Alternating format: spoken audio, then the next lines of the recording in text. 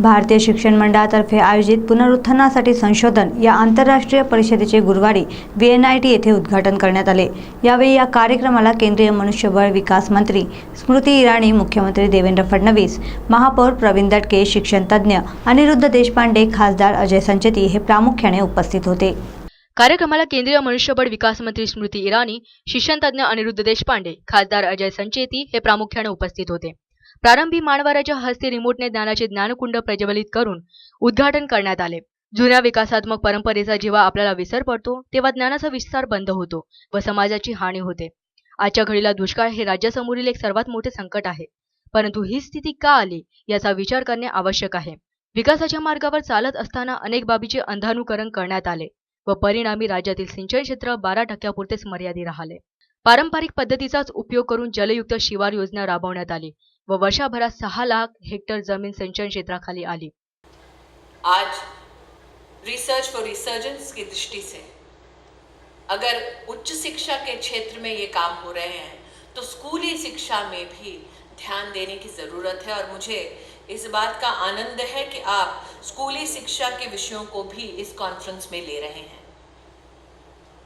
मुझे ये जानकर भी खुशी है कि महाराष्ट्र प्रदेश के जो कोऑर्डिनेटर हमने बनाए राष्ट्रीय आविष्कार अभियान के लिए, ताकि उच्च शिक्षा के संस्थान स्कूली बच्चों को प्रोत्साहित कर सकें विज्ञान की दृष्टि से, गणित की दृष्टि से, और साथ ही उन्हें इनोवेट करने के लिए प्रोत्साहित कर सकें, उसके स्टेट के कोऑर्डिनेटर यही VNIT में है। और मेरी आशा ये है, अभिलाषा ये है कि राष्ट्रीय आविष्कार अभियान स्कूली बच्चों के लिए राष्ट्र को समर्पित किया था कलाम साहब ने। उनकी इच्छा थी कि एक शैक्षिक सेतु बने, इनोवेशन और साइंस का सेतु बने हमारी यूनिवर्सिटी सिस्टम और स्कूलों के मध्य में। और मैं आशा करती हूँ कि इस सेतु के माध्यम से हमारे आने वाली जो पीढ़ी है वो साइंस और मैथमेटिक्स की दुनिया में और रुचि ले। एक विशेष बात जो आज आप सबके समक्ष कहते हुए मुझे प्रसन्नता हो रही है, क्योंकि अभी अभी मुझे समाचार मिला है, हमारा ये प्रयास था कि भारतीय साइंस और मैथ्स का जो योगदान है उसे अंतर्राष्ट्रीय स्तर पर एक रिकग्निशन मिले और एक कॉन्फ्रेंस हम लोग होस्ट करें internationally on the influence of maths, contribution of India. मुझे आज कहते हुए प्रसन्नता है कि आर्यभट्ट की प्रतिमा जो है वो यूनेस्को में पेरिस में अप्रैल 5 को लगाई जाएगी और मैथमेटिक्स का ग्लोबल कॉन्फ्रेंस भारत और यूनेस्को मिलकर पेरिस में और हिंदुस्तान में करेगा।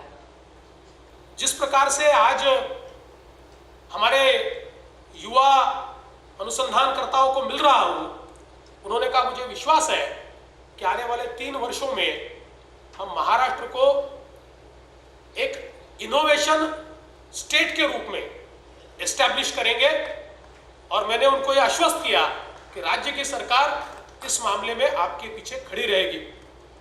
आज हमारे माननीय प्रधानमंत्री जी ने भारत को एक स्टार्टअप नेशन की संकल्पना हमें दी है और मुझे लगता है कि दुनिया में जो इनोवेशंस हुए उसमें बड़े पैमाने पर भारतीय दिमाग उन अनुसंधानों का भाग रहा है।